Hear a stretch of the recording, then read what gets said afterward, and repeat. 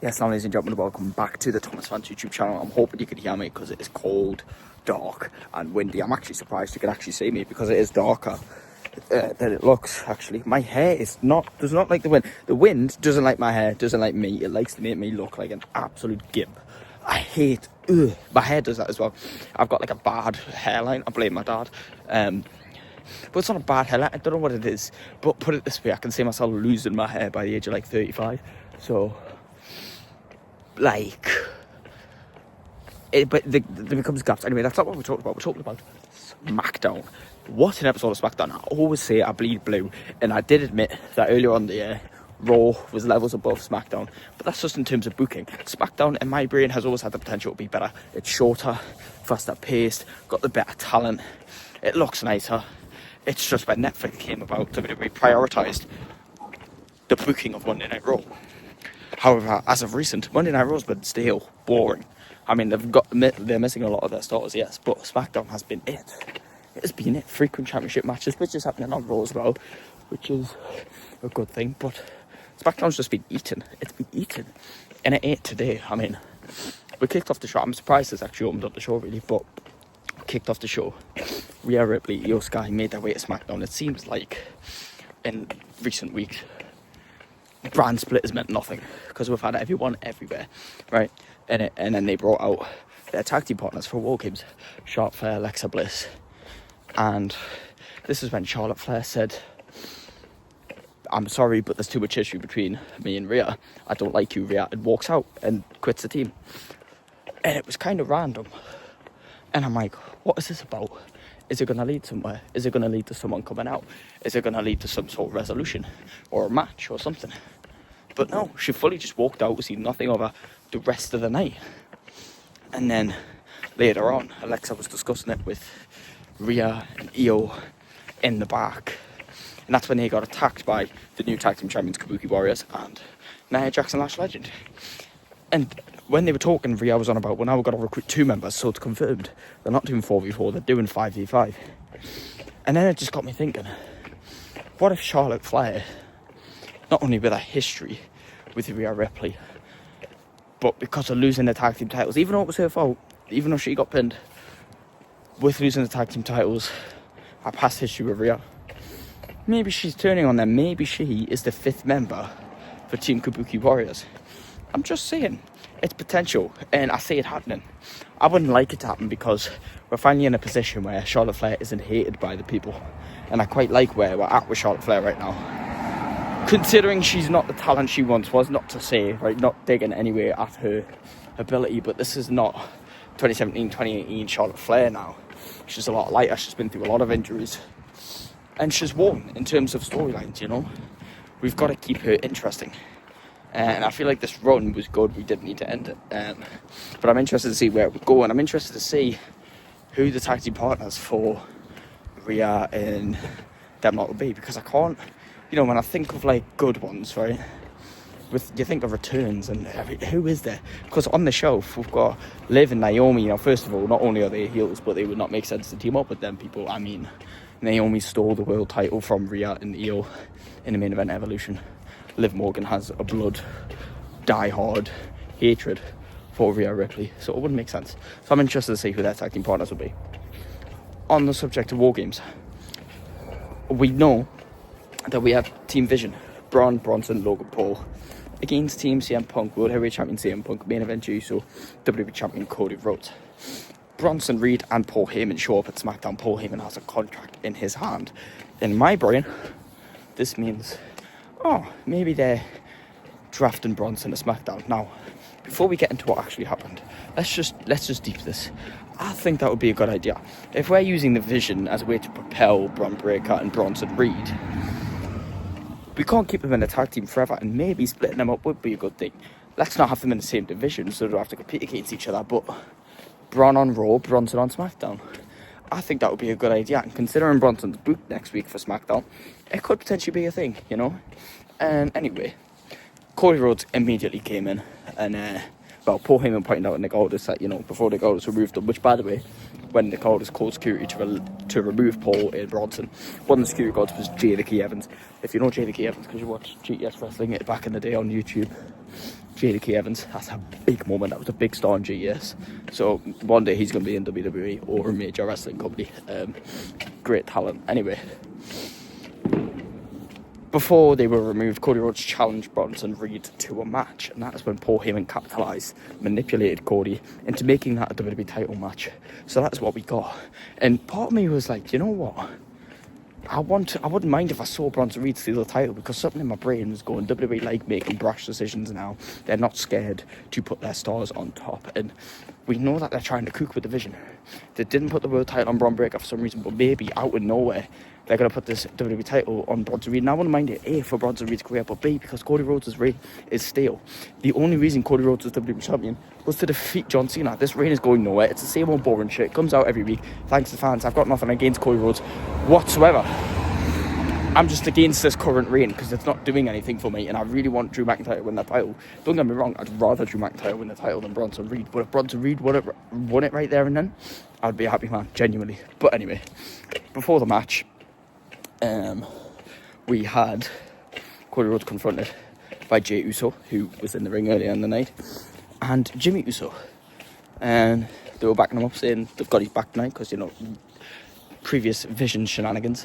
And that's when Jimmy confirmed, I spoke to CM Punk, War Games I'm in, so he was confirmed as a fourth member. So we know now that they are picking team members, so guessing 5, which leads me to think, you know, you've got Cody, Punk, Jay, and now Jimmy. Who's the 5th man going to be? For me, there's only 2 potential answers. No, scratch that, 3. The most obvious one, I feel like, would be Roman Reigns. To get another big star on there, and it makes sense, he's feuded with the Vision. Another one would be John Cena, but this is the most unlikely one, because A, he's IC champion, B, I don't think they want to put him in War Games, C, I don't know, maybe it could be, because maybe they haven't got a match set up for Survivor Series, but he is going to show up on Monday Night Raw, so we'll never know. But I know that, and I think it even better, probably the best option, if it's possible, if Seth Rollins is not actually injured or is no longer injured, we get Seth Rollins and he gets his get back at the Vision. Maybe they're going to surprise us at Survivor Series. I don't know, but those are my 3 possible answers, and honestly, they're 3 goats, so I don't mind who it's going to be. Anyways, the match happens, and it's not a very long match because it's not very long until Braun Breaker, Logan Paul storm the ring, get involved, stop beating up Cody Rhodes. And I like that Logan Paul's rolling with the Vision. It might just be for War Games, but I pray it's not, because I genuinely think that he is a good addition to the Vision, and the Vision is a good addition to him. I feel like that's a better storyline for a rich YouTuber who is good in ring, but we just don't respect him due to his lack of knowledge and experience and actual love for the game. I know he loves the game now, but it doesn't come from an authentic place, if you ask me. It comes from a business standpoint. And yes, I know if you drop the business, I know that now he's been involved, he loves the business and all that, but it's not the same. And I feel like the Vision is the perfect way of Paul, Braun and Bronson saying, look. Anyways, as I was saying, so they started beating them up. Obviously the obvious, Jay and Jimmy were there in the night, said they had Cody's back, they came out to fight them, and it was a good fight. And Jimmy and Jay even brought the tables out, have said one day on Logan Paul, and before they put them through the table, out comes Drew McIntyre to send Jimmy and Jay off the top rope, but to protect Logan Paul now. 2 reasons this makes sense. Well, there's one reason why this makes sense, and one reason why it happened. Now, the reason it makes sense is he had an alliance with Logan Paul, if you remember. They never fell out, they were friends. Drew McIntyre admired Logan Paul and what he was doing, and they even had a feud against Cody Rhodes himself, which leads me to believe, right, that if Drew McIntyre joins Team Vision, which he obviously has, that John Cena could be the man to join that team, because when Drew McIntyre and Logan Paul went after Cody Rhodes, John Cena was the man to back Cody Rhodes. However, I still don't think that's plausible, right? Now, obviously, the reason Drew McIntyre was here was not only to back Logan Paul, not only to get at Cody Rhodes, but because Cody Rhodes is on Team CM Punk, Paul Heyman has obviously chosen Drew McIntyre as the man from Raw, SmackDown, anywhere in WWE to join Team Vision. And I like this. I do like this. It makes sense. And yeah, it just shows that we're not done with Cody Rhodes, and I think it's the Rumble. I think the Royal Rumble is where Drew McIntyre will beat Cody Rhodes, and that'll be poetic because it was at Royal Rumble 2020 where Drew McIntyre's world title dreams began, where he toppled over Brock Lesnar and eliminated Roman Reigns to win the 2020 Royal Rumble. It's weird I've highlighted those two names because I believe the 5th member of Team Vision will be Brock Lesnar. If you remember the alliance, long-term friendship between Brock Lesnar and Paul Heyman, and since Paul Heyman's been involved with the Vision, he did announce Brock Lesnar at WrestlePalooza. There maybe potentially might be a bit of an alliance there. And I think it would be quite poetic if Roman Reigns was the man opposite him. Roman Reigns and Brock Lesnar have a big feud. Roman Reigns' family of the Usos are in there. Roman Reigns, I thought, was going to fight Rollins at WrestleMania, but if Rollins can't make it at WrestleMania, has the potential for a banger of a match with CM Punk, or a banger of a trilogy with Cody Rhodes for either title, if Drew McIntyre doesn't take the title, but I think Drew McIntyre should. Even then, a non-title trilogy would be fantastic. And I think he'd be the perfect man. And I believe Brock Lesnar would be the perfect man. So that's where I think they're going with that. Anyways, like 12 minutes of the video. And I've hardly talked about anything else. Drew McIntyre was also suspended as well, so Nicholls was mad, especially after telling Paul Heyman to not do anything. Paul Heyman was like, look, you said any man. The contract says any man. So that's what happened. Anyways, let's keep on the topic of WWE champions. I mean, Jade Cargill came out to fight B-Fab after I had that little altercation last week. And she beat her in about 3 minutes. And I'll be honest, I'm loving this new version of Jade Cargill. I've not really been feeling Jade Cargill as much when she came to WWE. Like, she just wasn't cutting it for me, right? And Tiffany Stratton's reign was good. It just lasted too long and there wasn't enough of a division. This new version of Jade Cargill that's ferocious, just cuts the bullshit out and just wins. It's good and it's fresh for the division and I like it. I'm here for it. Let's see how long it takes to get stale though. That's the real test. Michin came out to protect her after and whatever. I don't know where we're heading. I don't know where the long-term feud is. Maybe Tiffany comes back. Maybe we have a new challenger. Maybe Charlotte Flair walks out on War Games and she wants to prioritise the Undisputed WWE Women's Championship because that's what she's done her whole career. She's a Flair. She's like a 14-time world champion or something like that. And she's used to that. You know? And maybe the fans will start hating her again. I don't know. Wouldn't prefer it, but it's potential. The first match of the night was actually the Last Time Is Now tournament. Now, as you know, Monday Night Raw, we had Rusev beat Damien. I did want to see Damien beat Rusev because it's a match I've never seen, one-on-one. But Rusev made more sense, so I'm glad he won. And then Sheamus beat Shinsuke, and I did want Sheamus to win. A, because I wanted him to win. B, because he has a history with Cena, more of a history than Nakamura does. And take a chance for that Intercontinental Championship. Tonight was the first round set of matches. We had main event Jey Uso versus The Miz. Now this felt like a bit of a layup for Jey Uso because I didn't feel like they were going to have The Miz lose to Jey Uso.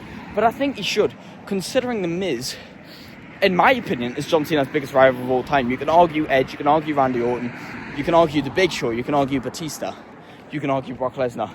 But I think no one, I think Randy Orton's had the most matches with Cena, so probably Randy Orton. But The Miz has done a lot with John Cena, especially not just beating him at WrestleMania, but he's faced him at WrestleMania twice. He's took that man's world championship. No, he didn't. But he's fought him for the world championship anyway. They've got too much history for him to not even face John Cena once on the retirement tour. And I get it to main event Jey Uso and you don't want him to lose. But they could have pulled some shenanigans. I mean, they're in a freaking feud with the whole Vision. The Vision was there that night. They could have cost Jey Uso. It wouldn't have hurt Jey Uso's career. And they would have done great things for The Miz. I'll be honest, I don't care to see Jey Uso John Cena. I don't. And since that happened, I'm like, you know what? It's fine. We've still got the surprise coming. LA Knight, who's the surprise? And I swear to God, I didn't call it for this surprise, but he was one of my potentials. Out came ZACK RYDER. Not Matt Cardona, ZACK RYDER. Full gimmick, full theme tune. It's what I wanted when he had the match on NXT, but they didn't give us it, and I'm fine because this was better.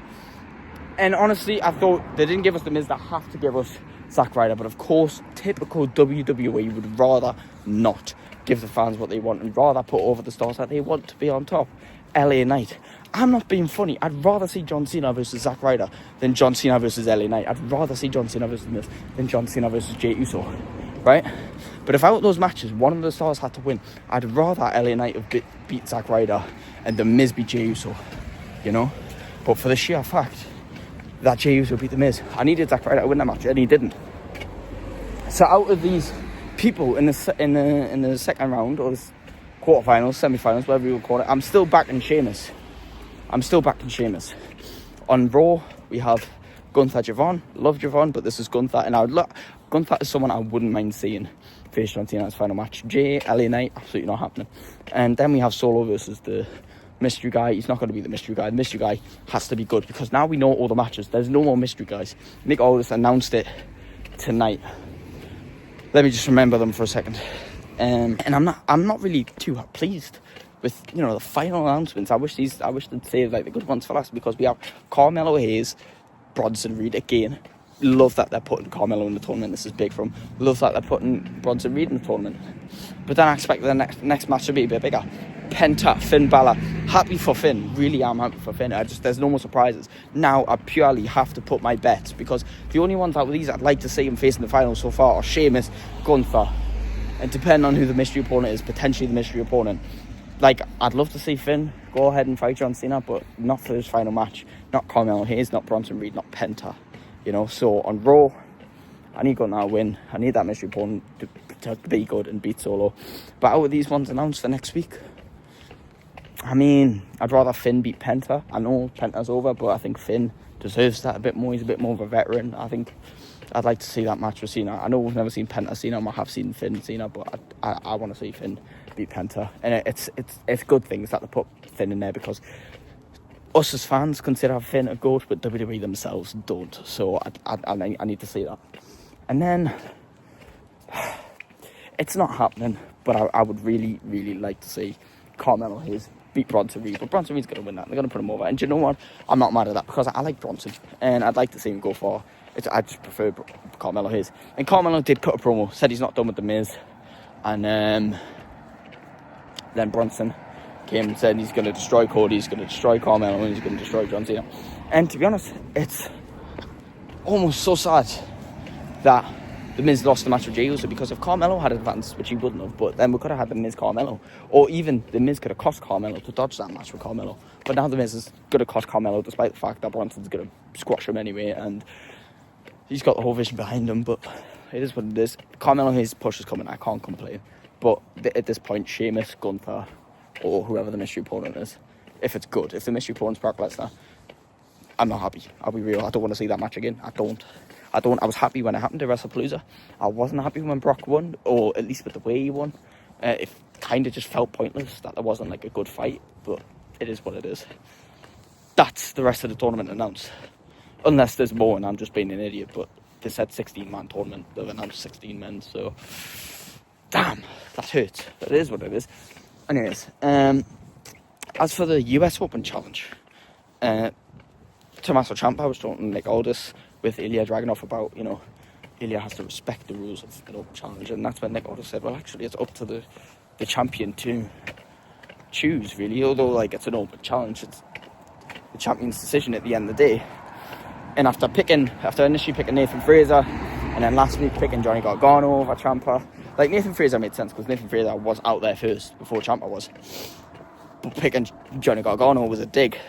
This week he wanted to go for the other member of Fraxium, and that was Axiom. And they put on a great match, and I think we're building up to something good where Ciampa's going to get that final match. I don't know if he's going to win it, but I would like to see it. I'd like to see Ciampa pushed as a solo superstar, just like Johnny, but mainly Ciampa, because they were good in NXT. And it's a shame they don't get that same love on the main roster, because they held NXT down for years, and deservedly so. They are great talents when they get the opportunity to be. And Axiom Ilya Dragunov was a fantastic match. Dare I say match of the night, but again, I can't give that away. 5 matches on one card, plus 2 promos, plus a bunch of segments, backstage segments. Perfect. Time management was on point, and it didn't drag. It was exciting the whole time. I can't say the same for Monday Night Raw. Sometimes there's matches I don't want to see. Not a single tag team match. I like tag team matches, but on PLAs, on pay-per-views, or maybe one on an episode of Raw SmackDown, I don't like to see it every week, and especially when Raw has like 3 or 4 tag matches an episode. It's I don't like it. I'll be real. I like SmackDown because we get more solo matches. And to think we had 2 title matches, a champion fighting, and then 2 tournament matches that all have some stakes at hand. The only one that didn't have stakes was Jade and Beef Hub, and that lasted 3 minutes. I loved that. But anyways, as for segments, I mean, we had R-Truth trying to give Nick Aldis these balls again, and Nick Aldis accepted them. Chelsea Green complaining that Nick Aldis cancelled a title celebration. and saying that, look, I'll forgive you if you give us one next week. Nicholls said, yeah, whatever. I'm sure he's going to give Julia a rematch because of the way Chelsea Green won the match. Yeah, and I think the final thing to mention is the only thing I haven't talked about, I believe. Sami Zayn came out, called out Solo Sikoa and the MFTs came out. And do you know what? I'm getting a bit bored of Sami Zayn, and I've never really felt him that much. I felt him when he was in the Bloodline, but I'm just starting to realise something. He's not Sammy Hogan, before you go there. Like, the dude has literally won 3 or 4 Intercontinental titles, a US title, and some tag titles. And before that, it was an NXT title. You're forgetting that he debuted in, like, 2017. No, 2015, 2016, 2017, whenever it was. Didn't hold gold till, like, 2020 or 2021. Like, that guy was heavily underrated for years. Not Sammy Hogan whatsoever. However, if he wins the Rumble, if he wins the title, anyway, not Sammy Hogan. But he is a bit boring because, not boring, but every promo is just, he's shouting to the mic and then everyone backs it. It cringes me a bit. It's the same way Cody Rhodes, like, anytime anything's said about him, he goes, oh, but the fans, and everyone just loves it. It's just cringe. It's like Jey Uso at every promo, like, it's just, yeah, but yeet, you know. Sami Zayn every time just emotionally screams into the microphone. Doesn't matter what he's saying, the crowd will love it because it's emotive and they'll just feel like he's cut a good promo when really he's just expressing emotion. So the MFTs came out and saved the promo, thank you. Because Solo Sikoa can cut a good promo. Dare I say a better promo than Sami Zayn. Come for me. But Solo doesn't need loud reactions to get a pop on a promo. He did nearly fall into the ring, which was funny, but I wish they'd acknowledged that, but it's fine. And then Sammy did the inevitable, ooh, I'm not on my own, Rey Fenix, Shinsuke Nakamura, Motor City Machine Guns, all came out and fought them, and that's when Nicholls broke the news, and I thought, hold on a minute, this screams 5v5 traditional Survivor Series tag team match. At Survivor Series, they're going to give us what we want. Maybe they heard the noise online and some people saying, I'm bored of War Games, I want to see the 5v5s again. Maybe they're like, okay, well, some people want War Games, some people want 5v5s. Let's do both. And I thought that's what they were going to do because, forgive me if I'm wrong, but we only actually have 2 matches announced for Survivor Series. And that's the War Games matches. So we have space on the card. We could have had the 5v5s, but Nicholls said he doesn't have space on the card. And instead, we're going to do it in 2 weeks on SmackDown. I don't know if that's the Friday after Survivor Series or the night before Survivor Series, but I'm here for it. 5v5 traditional Survivor Series tag team match. Obviously MFTs are winning, and if they don't, I'll be mad, because are we going to push a good faction or what? Are we going to give Solo the flowers he deserves or what? Like, come on. I'm here for it though, and it's nice to see talent getting involved that don't normally get involved, like Motor City Machine Guns, Shinsuke Nakamura, you know. All these talents, by the way, could be world champions. Rey Fenix, Sami Zayn. Shinsuke should have been a world champion years ago. Dare I say, I think he should have beat AJ Styles at WrestleMania 34. In fact, I was deadly surprised when he didn't. Really surprised when he didn't. I thought, no way AJ Styles could beat Shinsuke Nakamura, but he did. So that's my opinions on SmackDown. Thank you so much for watching. Please like, leave a comment, let me know what you thought about it in the comments below. Sorry I'm outside again, but I'm on the move. Subscribe and I'll see you in the next one. Goodbye.